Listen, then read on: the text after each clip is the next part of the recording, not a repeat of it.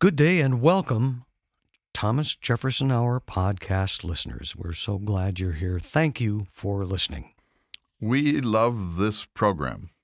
Well, I think we're gonna get some mail. Yeah, you started this. What do you chose mean? this topic about this, and I knew that you. You tell me one time in the history of this show that I have put words in your mouth. No, you don't. Or Jefferson's. No, you put words only in your own. Yes. Well, I did apologize for showing my opinion, but I was looking for some help from the president. Well, look, I mean, I don't think that Jefferson can really help us because, I mean, look, does anyone? You said that a few weeks in a row now. But David, does anyone listening to this on our podcast edition of this, does anyone think that Thomas Jefferson would have been okay with Donald Trump? Is there a single listener who thinks that Thomas Jefferson would have been okay with Donald Trump? The answer is no. It would have been a great opportunity to see him roll his eyes quietly, right? There is no chance that Jefferson could approve of this man. The bombast, the bullying, the brinksmanship, the women, none of it, the peculation. Jackson, he was offended by Jackson, and Jackson was like a prince of decorum compared to this. Really? Yes. I mean, it seems to me that, look, if we just look at this in our own time and say, all right, the country was falling apart and everyone's perception was that it was broken, and so we brought in this guy who was going to just shake things right to their roots and challenge all of our norms, and that somehow was going to wipe the slate clean or create the conditions under which there could be a national recovery, that's one thing. But you can't just look at it in our time. You have to look at the United States as the world's most important experiment in the idea that humans can govern themselves. And when you can produce this by election, that is very frightening to me. This week's show is Truth Matters, but it's not entirely. We just came off this, but we talked about free speech, about facts, about how just take, for example, the president and his spokespeople saying that he had the biggest turnout of any inauguration in American history. That's one you can check. There's a fact check on that. What else did we talk about before we got into Truth Matters? We talked about withdrawing, about treaties, about withdrawing from the Joint Comprehensive Plan of Action. I don't know how that one's going to come out because the European countries have made it clear that they're going to stay with Iran. We're just doing this a few days after the announcement, but I think that we're presiding, so people on the right have blamed Barack Obama for apologizing for America and saying that America is going to pull back from its forward position in the world. This action probably damages America much more than it could possibly damage Iran. Or not. We'll see. We don't really know. But I think I said this on the last program, and I mean this very much. We have to want this presidency to succeed. Mm-hmm. We have to want the president's bombast to help fix the problem in the Koreas. I don't think it will. It might. We have to want the president's pulling out of the Iran deal to make this a better deal. We have to want him to turn out to be vindicated by this. Maybe you have to talk like a bombastic, warmongering, unstable person to get the attention of some of these regimes, and he may be vindicated. And if he is vindicated, we have to say, you know what? It's not our style, but it worked. I think that it's very important for every American to want President Trump to succeed. And I have to say I'm very much alarmed by the parade, the incessant, obsessive, addictive, anti-Trump media on the left that it spends all of its time wanting to bring him down. Well, I don't think that's right. I don't think the media should want to bring this man down. It should report the truth, and you and I decide as voters whether we want him or not. I would respond to that myself by saying that, of course, we want the president to succeed. For the sake of the nation, we want success. That doesn't necessarily mean that I have to agree with every position he or any politician takes. And as far as the press, I mean, the man makes it pretty easy for his opposition to attack him. Of course, but there are things in the world that are more important than his sex life. Agreed, but by all indications, this is a man who has spent his life in the pursuit of fame and fortune, not in the pursuit of knowledge or public service. Fair enough. My point is that the world is a very, very, very unstable place, and there is way more at stake than his sex life or his payoffs or his bankruptcies or his bombast or his relations with his wife, etc. Yeah, but if you break the law, I go Of course, back. no, there's no. I mean, look, I disagree with Jefferson on that. I think the president has to be treated like any citizen. you can see that this is, well, you're talking about Jefferson on executive Yeah, privilege and, right. and his defiance of John Marshall's subpoena in the Burr case. You made me talk about that, and one of the things that was so interesting is that when I don't like Jefferson's stand on this. I think it's a very dangerous view that the president is beyond subpoenaing. I think that Jefferson was wrong in the way that he handled the Burr case, and he set a precedent. Fortunately, it's only been followed by one other president, Richard Nixon. But, I have to voice, you said it when I said, ooh, I hate to say this. And you said, hey, it's the truth. It's history. We're not making Jefferson a mouthpiece for us. We're trying to let Jefferson be Jefferson. And so he did defy the subpoena in the Burr case. I think it was a very bad decision. He was very thin-skinned about this. He was righteous about this. And Jenkinson's third law, David, righteousness is always poisonous, even when it's right. Righteousness is always a bad human impulse. You have to get that up to 10 laws, and maybe we can publish it. They're Anyway, pretty interesting. Righteousness is a damaging thing we should get on to the left show. or the right. And, maybe because I've spewed so much this week, I can forget the pitch, or do I have to do it? No, but let me just say before you go to the pitch, I want to repeat. I have to do it? Yeah, I want to repeat that people may say, well, you two knuckleheads, what do you know? Whatever. Guilty. But the fact is, you cannot be talking about Thomas Jefferson and believe that he would approve in any way of Donald Trump as the president of the United States. It's just that simple. Be careful when you say anyway. Maybe we can revisit that. But I will take over and end, and we shall go to the show. Yeah, try begging for money now. No. Yeah, thanks for the setup, buddy. Yeah, That's real good. Yeah. What I want to say is, if you have an opinion on this week's show or Trump, pro or con, let us know. Write us. Don't write 18 pages about how stupid we were to say this or that. Although maybe we are. But give us short statements that we can integrate easily into the show. Or you know what? You can call us and leave voicemails, or you can call us and say, I want to talk to that Jenkinson guy, or I want to talk to Thomas Jefferson, and we'll happily set it up. A couple weeks after the show, maybe we can revisit it if there's a response. Maybe everybody will just agree with you. What do you think? No. And please, if you would like to support the show, go to jeffersonhour.com, click on donate, join the 1776 Club. That's all I'll say this week. And let's go to the show. And thank you for listening. And be patient, because we do have a Jeffersonian point of view. Thanks for listening. Good day, citizens, and welcome to the Thomas Jefferson Hour, your weekly conversation with President Thomas Jefferson. Mr. Jefferson is portrayed by the award-winning humanities scholar and author Clay Jenkinson. I'm your host, David Swenson, and seated across from me, I am pleased to say, is Citizen Thomas Jefferson. Good to see you, sir. Good day to you, my dear citizen. I have a number of things I'd like to speak with you about, if I might, this week, Mr. Jefferson. And the first one is about your tombstone, sir. Oh, my. The obelisk meant to mark your tomb at Monticello, your grave at Monticello, is not there. It's actually on the campus of the University of Missouri. What happened? Well, of course, I don't know. I designed it. It was an obelisk. I'm very fond of the obelisk as a form.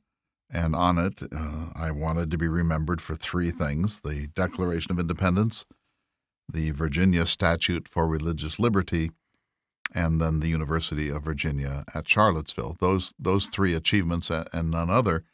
And it was intended to be a monument on my gravesite in the old cemetery at Monticello.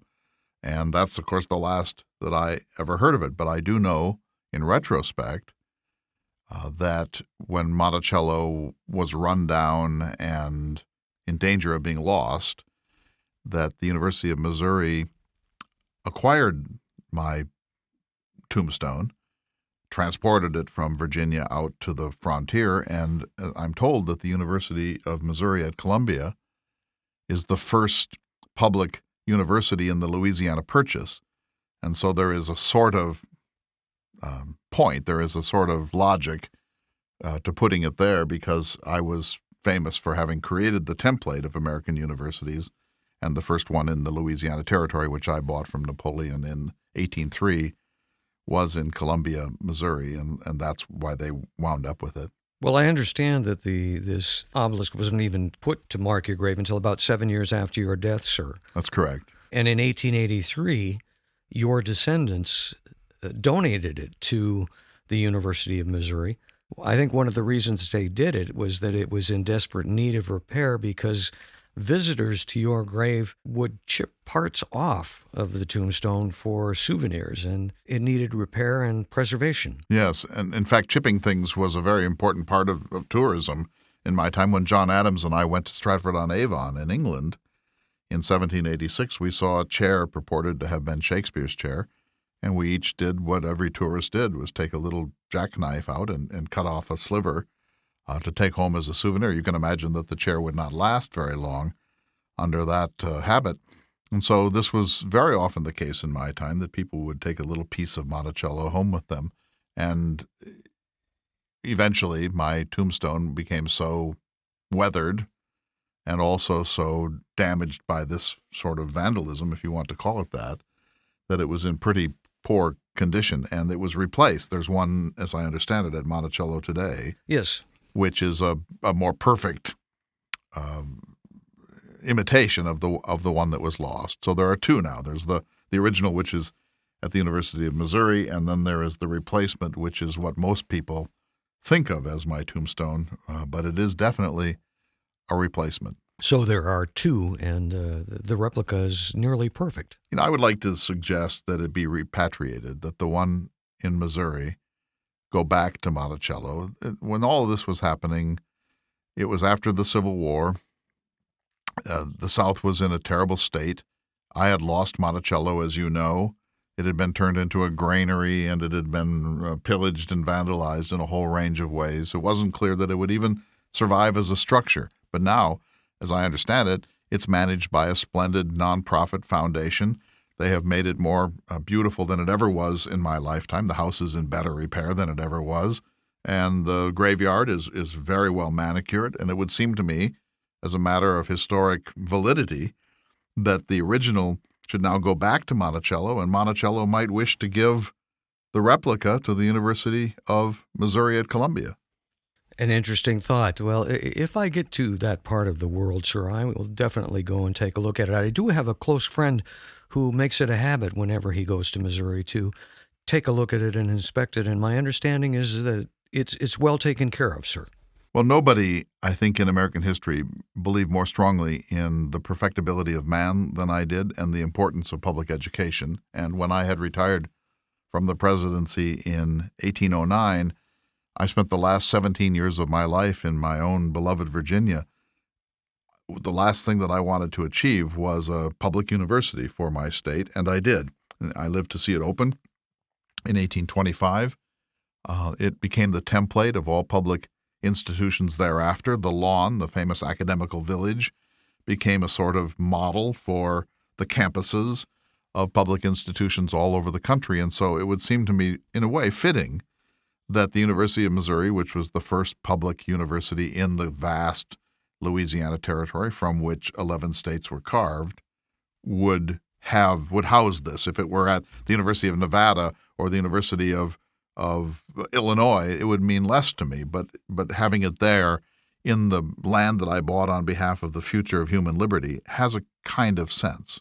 Thank you, Mr. Jefferson. I'd like to move on to another question, another subject, sir, and that's something I hope you can help me with. I'm very concerned about an action that the United States has taken recently. We withdrew from an international agreement, a foreign policy agreement that was reached after 2 years of negotiations by 7 countries, and it was intended to halt the nation of Iran's development of weapons of mass destruction, nuclear weapons.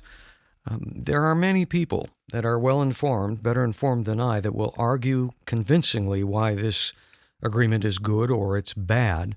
Our current president feels very strongly that it was, quote, a disaster. And my concern is simply that we as a nation have broken our word. And in the international marketplace of ideas and agreements, I'm afraid it's going to lessen our status. Can you help me with that? I do think that it's very important that we enter into as few treaties and agreements with foreign nations as possible.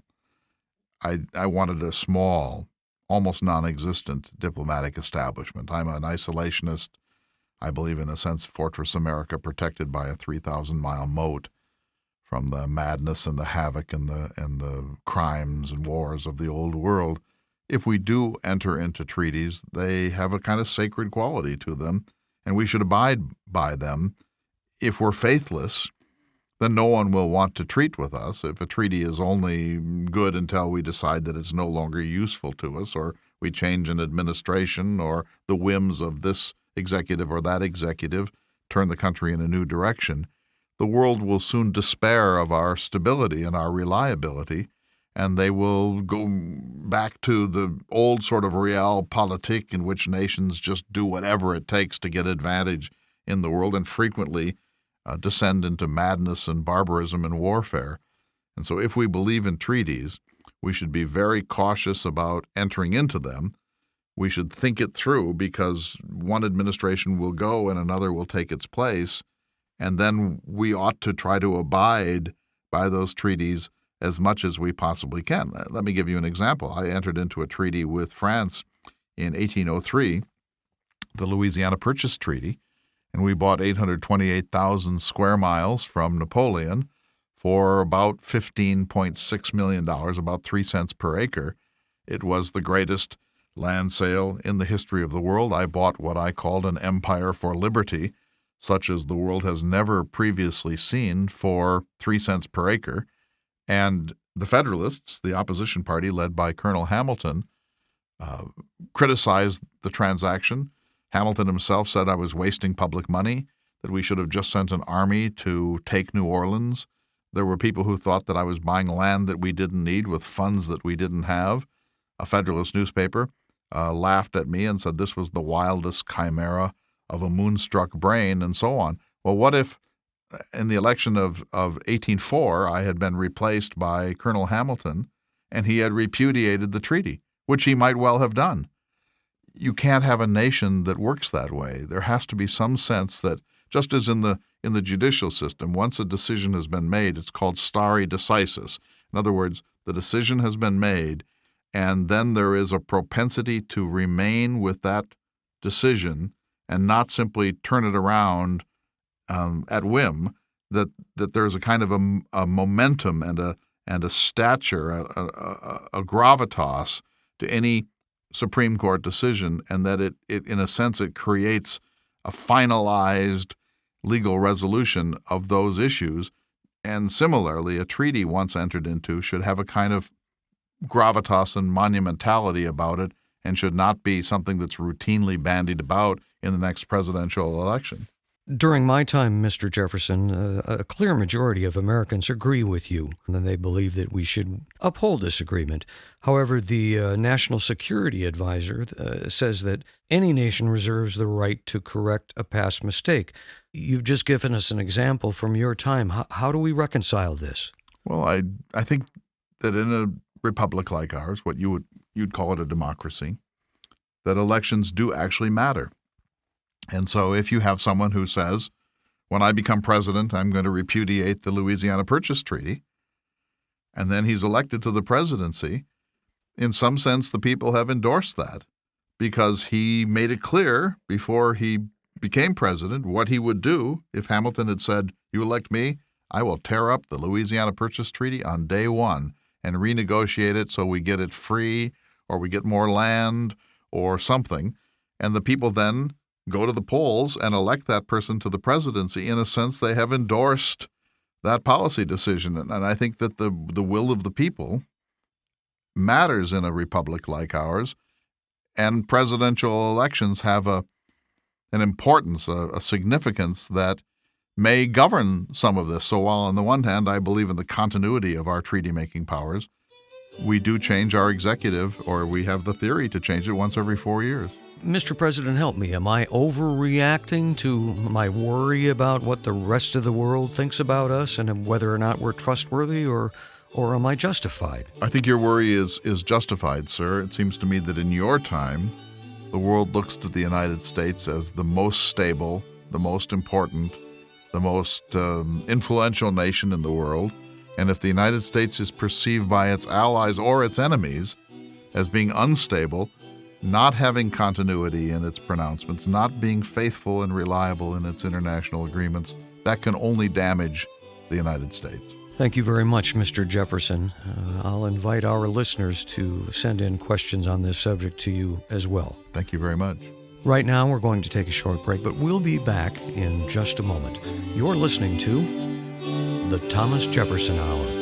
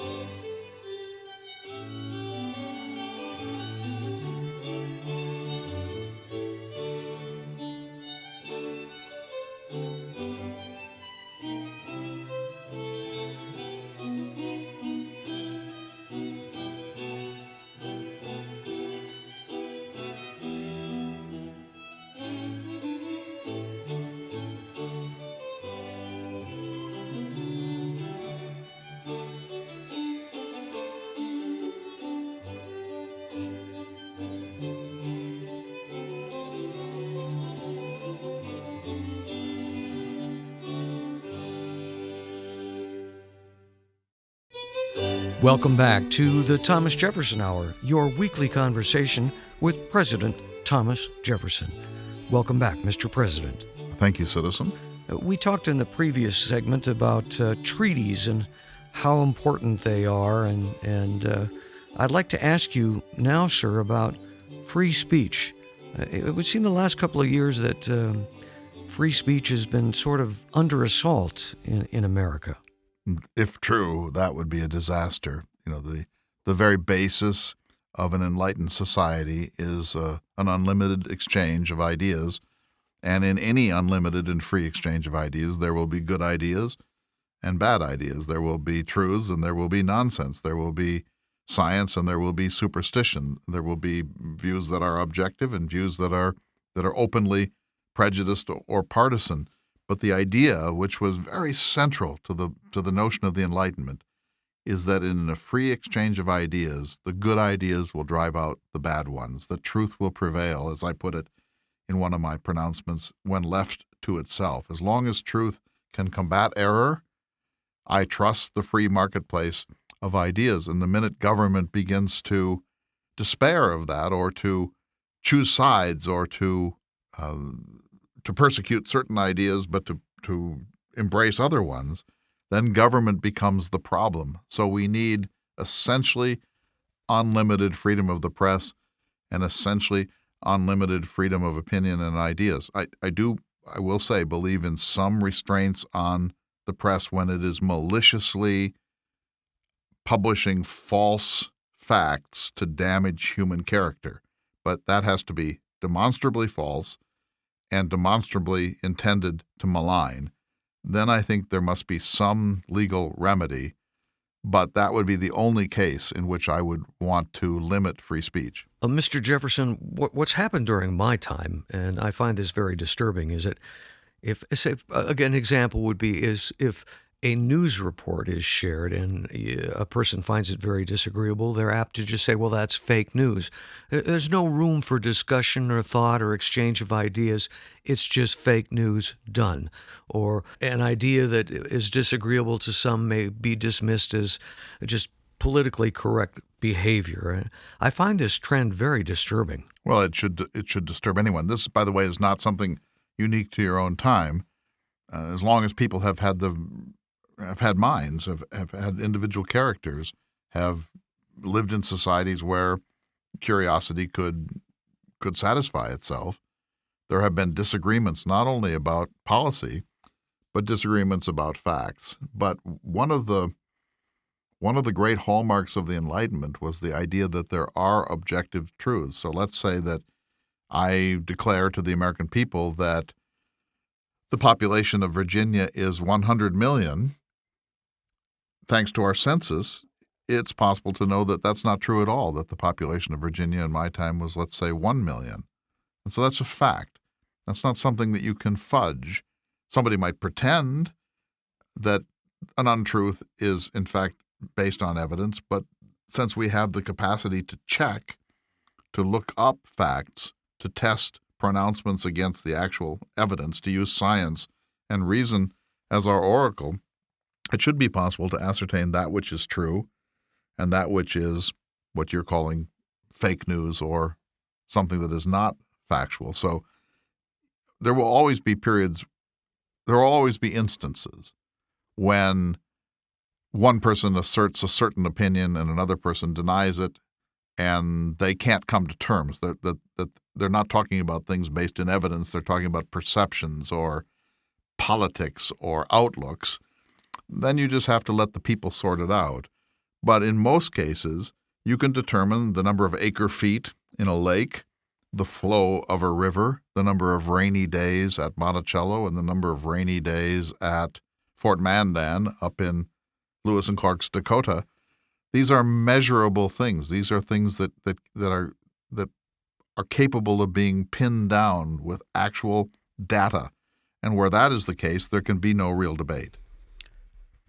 Looking back on the past couple of years, Mr. President, it would seem that protest speech and what some would call anti-protest speech has risen dramatically. Maybe I'm overreacting. Maybe I should be positive and say, well, it's just a sign of citizens becoming engaged in government. No, I do like a well-engaged citizenry. I think that an ideal citizen is a bit grumpy, is always concerned that government is up to no good. The ideal citizen checks to see that his representatives are faithful, make sure that there's no corruption. I like a citizen body that's heavily engaged and is suspicious of anyone who holds power. That, it seems to me, is the very basis of good government, and that we must never trust someone with power. We might trust somebody as a friend or trust somebody as a mentor or advisor or a pastor, but anyone who has power automatically deserves a level of skepticism and even distrust. I think that's the only basis for humans to remain free. But at the same time, it seems to me that if you make a claim, let's say that I, as president, say France has committed 1,000 depredations against our Navy, somebody ought to be able to find that out. Somebody ought to be able to say, that's actually not 1,000, it's actually 112, or none at all, or we've committed depredations against their Navy. And so really, what I'm saying is that this puts pressure on three types of individuals. First, it puts pressure on the press to be a watchdog and to find out the truth, to use the resources of our newspapers to ascertain what the actual truth is about the number of people or the number of incidents or the acreage or acre-footedness of a body of water. Secondly, individual citizens themselves have a duty to not just listen to the rhetoric, but to look it up, to ask themselves questions, and to make sure that what they're hearing squares with the actual data. And in your time, thanks to your tremendous electronic resources, you have, for the average citizen, a better capacity to really know what's going on in the world than at any previous time in the history of the planet. Let me say that differently. The average American citizen has more actual data, more facts, more information at his fingertips than anyone who ever lived on Earth up until your time. And then the third body of individuals that need to look at these things are academics, are people who are specialists in evidence, who have critical thinking skills, who have worked out what logic is and what the fallacies of logical argumentation are. And they are not empowered by our Constitution, but they are an important element in a free society to say, well, actually, we've looked at the weather patterns at Monticello, and Mr. Jefferson is simply wrong when he says it never rains there. We can show by comparative data for 7 years that it rains on an average of 44 inches per annum at Monticello. And so Mr. Jefferson can say whatever he wants, but he's wrong because the data proves that. And these are specialists who have spent a lot of their lives learning the advanced skills of critical thinking, of logical analysis and data gathering, and those people should have a special place in our society. I think in no society is science more important than in a republic, and science in my age meant knowledge much more than what you would call hard science. But those individuals who are in possession of science should be our oracles in a free society. Well, it sort of comes down to those who believe government has a right to defend itself. But I go back to a Supreme Court ruling from 75 years ago that said, quote, "If there is any fixed star in our constitutional constellation, it is that no official, high or petty, can prescribe what shall be orthodox in politics, nationalism, religion, or other matters of opinion, or force citizens to confess by word or act their faith therein." That's a pretty strong statement. It's true, however. So take an individual, take yourself. You are free to think whatever you wish. You may think that the sky is red. You may think that Minnesota is a puny little state. You may think that there is no God or there are 20 gods. You may believe in the Trinity or you may reject the Trinity and be a Unitarian. Your mind is utterly free, sovereign, and uncoercible. I can tell you anything I want, but you don't have to believe it. I can tell you that Mexico is our friend. You don't have to believe that. I can tell you that Virginia is on the west coast of the United States. You don't have to believe that. I can put a gun to your head and make you serve in the army, or I can take money out of your pocket, but no weapon that I can train at you can force you to believe something that your brain and your conscience don't believe. Your sovereignty resides in the independence of your own thinking. And anytime a government or any entity tries to force you to think something that doesn't come naturally to you, that doesn't square with your reading of truth, that government or that entity is corrupt. You sort of lead me into my other concern, and that is high government officials, including the president, making demonstrably false statements. It is something that I have a great deal of trouble with. All presidents probably lie to the American people at times. Did you, sir? I can't think of any situation in which I did, but let me put it this way. In the negotiations over the Louisiana Purchase, or in negotiations with Napoleon about the Alien and Sedition laws, it may be in the interest of a nation not to tell its people everything that it knows, because that could distort or destroy sensitive negotiations. It could endanger our troops. It could make worse a geopolitical situation that is already very tense. And so the best thing is not to say anything in such a situation. But there are times, I believe, when any administration needs to protect matters of great international importance to the very existence and security of the United States, by not telling the truth, the whole truth, and nothing but the truth. We should try to avoid that, of course, but I do believe that the survival of our nation state is so important that there may be times when an administration can't divulge to journalists or to curious Congress individuals everything that it knows. And if it did so, if it told an ambassador everything that it knows, or if it told the senator from Maryland everything that it knows, or a newspaperman, that could endanger our troops or could endanger the very security of this country. But that's the only exception that I would make. The good news is that if any administration says something that can be proved to be not true, then those who are in possession of the data should expose it. And then the American people will see the mendacity of that administration and decide what weight to give that, and whether it reelects that administration or impeaches it or thwarts it in Congress or any other form of protest. I take your point, Mr. Jefferson, and I understand that there are going to be times when a president, for reasons of national security or just the good health of the nation, perhaps would withhold information from citizens. But I have to say, we have a president now he's bombastic, outspoken, very opinionated, and some Americans really appreciate these characteristics that he has. Others find them objectionable. That's all a matter of opinion. But my main concern as a citizen is his truthfulness. In my own case, I erred on the side of decorum, politeness, self-restraint, modesty of spirit, civility, generosity, tolerance, and truth. I think that, for me, bombastic pronouncements would make no sense at all. They would be massively out of character. If anything, I erred on the side of reticence and self-restraint, probably, and I don't mean this in any boastful way, but probably in terms of elegance, I was amongst the most elegant of national leaders in American history, in that I didn't do anything that wasn't thought out well in advance, very carefully modulated, very restrained in my own ego and my own character. I tried always to speak in a kind of middle voice, not saying I did this, I did this, I did this, but saying that this country or the United States, or it appears that it's in our best interest to do X or Y or Z.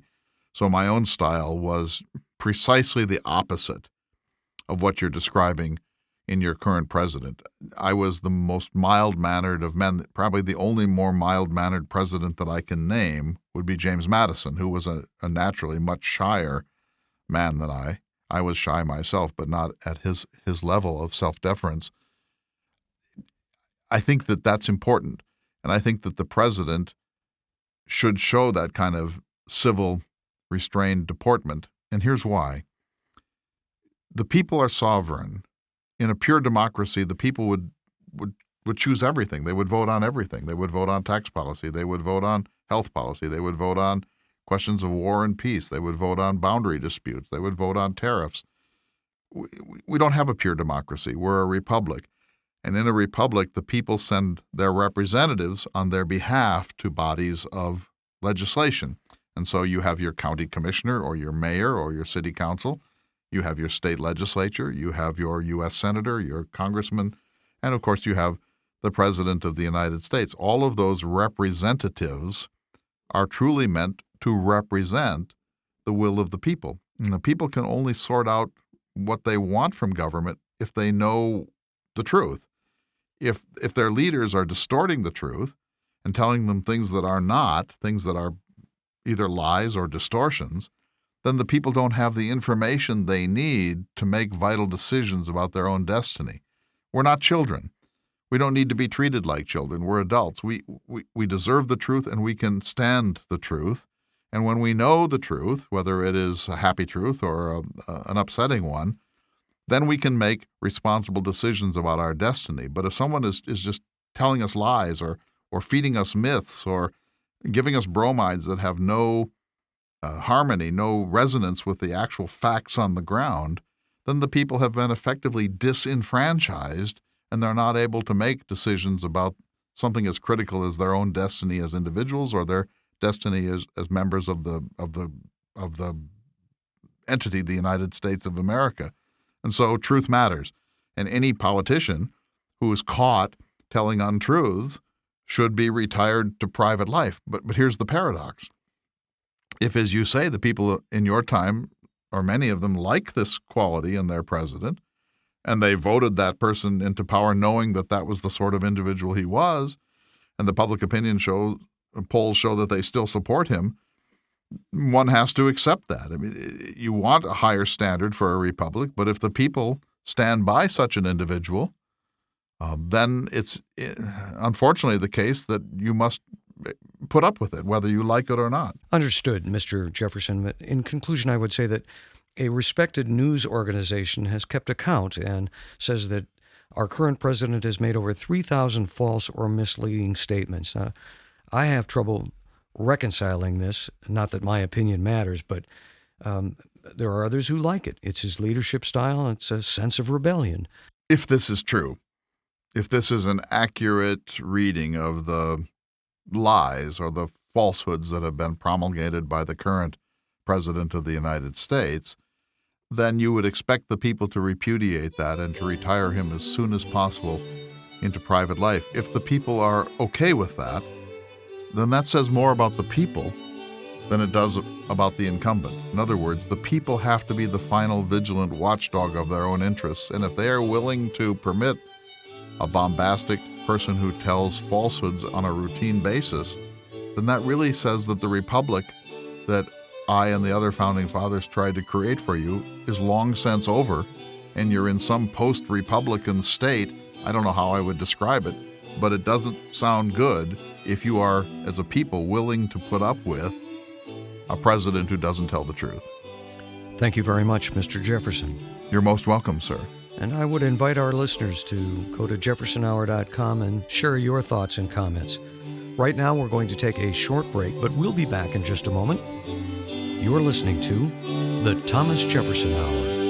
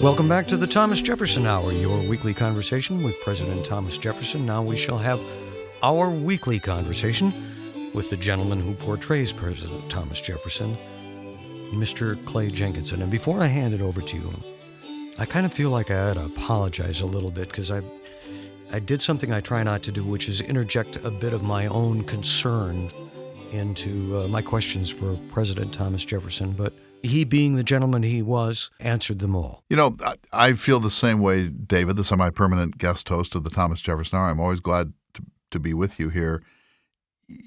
Let me say this about this. I hate to edge into this because there are such a variety of strong opinions about the current situation. However, I do think that as a responsible humanities scholar, that it's my duty to say that we are in a very, very grave situation. I remember when we went to war against Iraq back in 2003, we did a program in which we talked about this, and I predicted that it would go badly, that we didn't know the difference between Shiites and Sunnis, that we were getting ourselves involved into something that was going to turn out to be a costly nightmare, that the projected costs of it were going to go haywire in overruns that nobody could predict, and that eventually this would be one of the shameful moments in American history. And when we did that program, this is before your time, we had tremendous criticism from some quarters. And then when the war ended precisely as we had predicted, it doesn't take a special brain to figure this out, but when the war ended precisely as we had predicted, we replayed the program, not as a kind of I told you so, but history matters kind of program. The humanities matter. We should listen to historical voices. We should keep in mind our national principles. But when we played the program again, we got hate mail all over again for having turned out to have been right. I will say this. I think that Donald Trump is the most problematic president of my lifetime, without question. And his problem with the truth, if it's really the case, as the Wall Street or as the Washington Post argues, that he's lied to the American people more than 3,000 times in 15 months, it's the most perplexing thing that I've ever seen, because you heard Jefferson trying to talk about this, David, that truth should matter, but elections matter too. And if the American people knew that he was a liar going in, knew that he was bombastic, knew that he was a womanizer, knew that he had paid off women, knew that he had boasted about being able to touch women in any way he pleased, etc. The bankruptcies, the idea, the term that's used now is that this was all baked in, that the American people knew going in that this is who he was and that he wasn't about to change, and they elected him. It was a narrow election, and he lost the popular vote, but he was elected to the presidency of the United States. And so it's troublesome on the one hand to think that we would elect such a person, no matter how discontented we are with the situation at hand.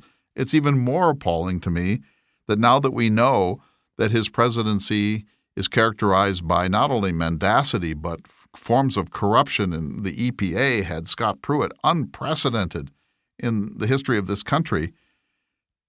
I just find it amazing, almost paralyzing, because of the bewildering nature of it, that the American people, or at least about 35% of them, say, right on, brother, love it, keep doing it. You show them. We love this. We can live with this. I just think that if Jefferson and Madison and Monroe and Washington and even Hamilton and Burr could see this, they would just wring their hands and say, this is the end of civilization as we know it. That you can't have an America that cheers this on. I mean, you might have an America that swallows hard and says, well, we elected him, I guess we have to get through it.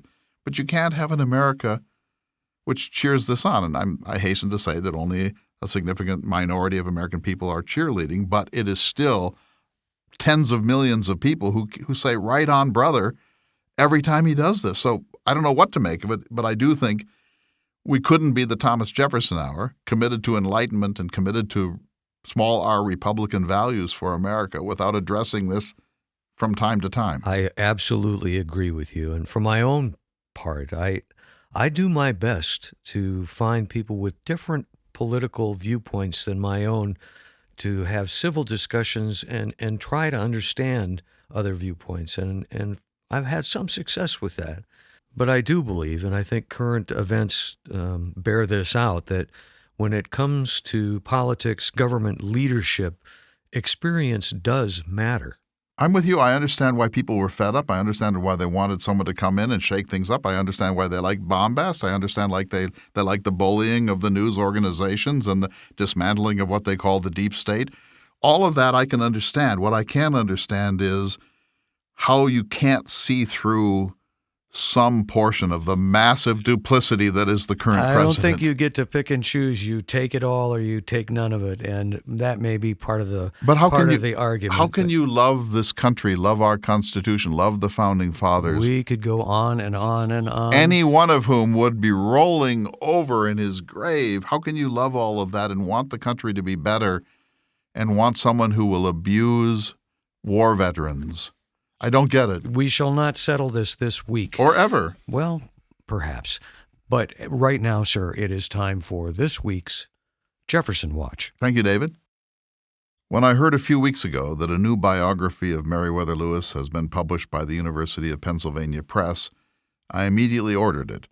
It's called Bitterroot, The Life and Death of Meriwether Lewis, and the author is a woman named Patricia Stroud, whom I had never heard of until now. In a sense, the title gives it away, The Life and Death of Meriwether Lewis. A biography of Churchill does not call itself The Life and Death of Winston Churchill, any more than a biography of Abigail Adams calls itself The Life and Death of the Second First Lady. Everyone who knows anything about Meriwether Lewis, beyond that he was one half of the famous exploring duo, knows that he died a violent death at the age of 35, just 3 years after the completion of the most successful exploration mission in American history. His death, by a gunshot wound to the head and another to the abdomen, is a mystery. Most serious historians have long since concluded that Lewis committed suicide on the Natchez Trace, 72 miles from Nashville, Tennessee, at a grungy frontier version of an Airbnb, but some, and they are tenacious, believe that Lewis was murdered. You cannot pick up the new biography by Patricia Stroud without realizing from the title alone that she is going to spend a good deal of her attention trying to sort out this fascinating but perhaps ultimately unanswerable mystery. Here's what every student of the life of Lewis wants to know. If he committed suicide on October 11, 1809, why did he kill himself? I know this will sound odd, maybe even perverse, but I have spent a fairly significant proportion of my adult life trying to answer that question. I wrote a whole book, my big book, about it, The Character of Meriwether Lewis, explorer in the wilderness. If Lewis was murdered, as the passionate murderists insist with a kind of violence of temper that is frankly a little weird, the question then becomes, who murdered him and why? I'll attend to that part of Stroud's book, but let me first say a few words about her biography in general. Whenever I read a book about something I know a lot about, I start by turning to passages that deal with things I know as well as my own birthday or the color of the sky. How the author handles those subjects will usually tell me something about his or her larger credibility. So I read Stroud's account of the Lewis and Clark expedition, the great journey from St. Charles, Missouri, to the Pacific coast and back again, May 14, 1804, to September 23, 1806. I know that story pretty well. Her account of the adventure is competent. It is clear, however, that the journey interests her less than Lewis's life before and after the expedition, which of course begs a question. How did it come to pass that the great journey, one of the most fascinating, gripping, and monumental stories in the history of the United States, is now the ho-hum part of studies of Lewis and Clark, including, I'm afraid to say, my own? It soon became clear to me that Ms. Stroud has never spent time on the Lewis and Clark Trail. It is possible she has never been to the state of Montana, because once Lewis and Clark leave Fort Mandan, here in North Dakota, approximately 35 miles from the New Enlightenment Radio Network barn, both her geography and her timeline become muddled. She has it snowing at the Great Falls around the 4th of July. I'm sorry to say that can happen, but didn't in this case, and the whole region between the Great Falls and the source of the Missouri River west of Dillon, Montana, is garbled in her account. That would seem to me unforgivable. Particularly galling to me was Stroud's account of Lewis's discovery of what he took to be the source of the, quote, mighty and heretofore deemed endless Missouri River. Stroud projects her own bland attitude onto our hero. She writes, and I'm quoting, "They came across a spring that Lewis thought was the source of the Missouri River." That's it. This is like saying Columbus bumped into a continent that turned out to have some importance in history, or that Neil Armstrong stepped off a ladder onto a minor satellite of his home planet. Stroud plays down one of the handful of supreme moments in the history of exploration, one of the supreme moments of Meriwether Lewis's life, as if he were stopping by a water fountain in a county courthouse. "It was quite a historic day," Stroud writes. "On the other side of the mountain he found a creek of cold running water and announced to his journal, 'Here I first tasted the water of the great Columbia River.' Not quite," she writes, I'm quoting, "It was actually Horseshoe Creek, whose waters flowing into the Lemhi, the Salmon, and the Snake Rivers do eventually reach the Columbia." Close quote. But she entirely misses Lewis's point. He did not think that he had found the Columbia per se. He immediately and rightly knew that he had crossed the continental divide and was now drinking from waters of some minor capillary creek that would eventually discharge its waters into the great Pacific Ocean. In other words, on August 12, 1805, Lewis was able to walk in just a few steps from the Atlantic to the Pacific watershed. I've stood on continental divides many times. Anyone with an intact sense of wonder automatically thrills to such a moment. Exasperated though I am, let me move on to the untimely death of Meriwether Lewis as Patricia Stroud sees it. Here's her argument in a nutshell. 1. Lewis was less depressed and deranged at the end of his life than most historians have argued. He was, for example, writing perfectly lucid letters, including one to President James Madison, just days before his death. 2. Lewis could not have had a drinking problem because his enemy, the lieutenant governor of the Louisiana Territory, would surely have gossiped about that and included it in his long list of Lewis's perceived faults if that were true. Actually, that's quite a good argument. 3. Lewis was a superb gunman. If he had wanted to blow out his brains that night, he could not possibly have missed. By the way, this is an argument you hear over and over and over again in the murderist literature. I'm actually uncertain about this. I've been in countless airport men's rooms, and I can tell you that men, even great men, routinely miss the urinal that is less a foot in front of them. If Lewis was drunk or deranged or ill with malaria, trying to position a pistol much longer than the kind we think about today, scared, deeply sad, confused, sitting in a dark place that he had never been in before, hovering between what Freud called the eros and the thanatos principle, between life affirmation and life denial, he might well have missed with the first shot. Fourth, those who wrote about Lewis's tragic death in the months and years after 1809 spent much of their time backfilling their historical memories with suicide predictors of the 20/20 hindsight sort, either to try to make sense of his suicide or to create a tidy narrative that would put some plausible closure on what to them was a bewildering mystery. There is probably considerable truth in that argument. We are all susceptible to the we-saw-it-coming propensity in human narrative. So who then killed Meriwether Lewis in Stroud's final analysis? She decides without any significant evidence that it was General James Wilkinson or his agents. Now, Wilkinson was a schnook, no doubt about that, a traitor and a double agent, corrupt right up to his eyebrows. We now know beyond doubt that he was a paid spy of the Spanish colonial empire all of his life, while at the same time he was the highest-ranking officer of the United States Army in the West. Just think about that. We know that Wilkinson encouraged the Spanish colonial authorities to send out what turned out to be 4 military intercept parties to arrest or at least turn back the Lewis and Clark expedition as it traveled towards the Pacific Ocean. Think about that. So Wilkinson is an easy mark.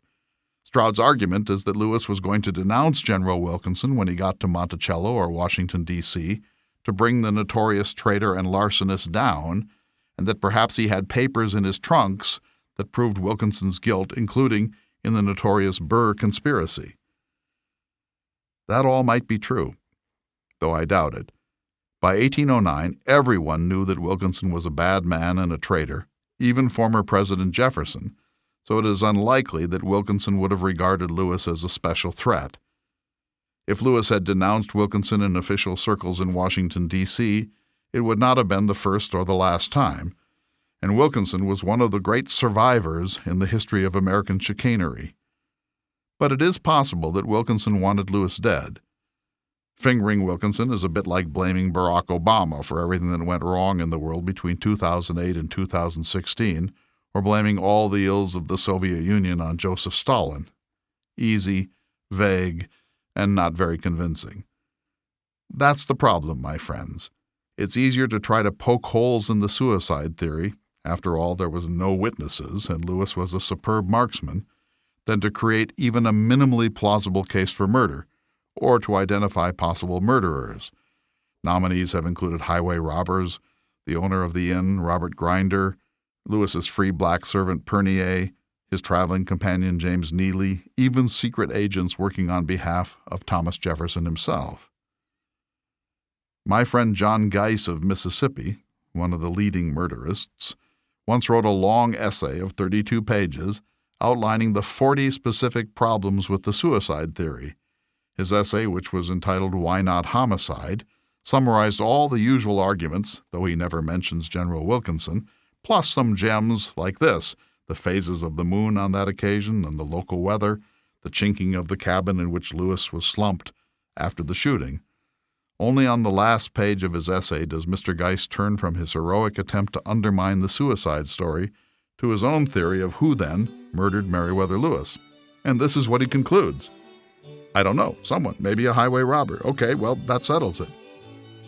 I do not wish to conclude that Patricia Stroud's Bitterroot is a bad book. There are many things to admire in it, particularly her account of the year before Lewis undertook his great journey and the year after he completed it. I made pages of notes and wrote voluminously, often furiously, in the margins. But she has not solved the mystery, and truly not even advanced our understanding of the last days of this great, though flawed, American hero.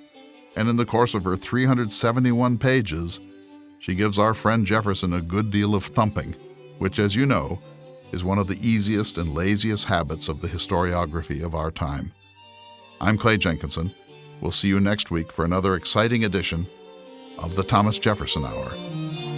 The Thomas Jefferson Hour is brought to you each week by Dakota Sky Education. The program is distributed nationally by Prairie Public Radio. President Thomas Jefferson lived from 1743 to 1826. and this program presents his views. President Jefferson is portrayed by the award-winning humanities scholar and author Clay S. Jenkinson. To obtain a copy of this or any past show for a $12 donation, please call 888-828-2853. Again, that number is 888-828-2853. This program is also available online at jeffersonhour.org and on iTunes. If you'd like to correspond with President Jefferson or submit a question for him to answer on the program, please visit the website at jeffersonhour.org. The Thomas Jefferson Hour is produced at Makoche Recording Studios in Bismarck, North Dakota. Music by Stephen Swinford. Thank you for listening. Please tune in again next week for another thought-provoking, historically accurate program through the eyes of Thomas Jefferson.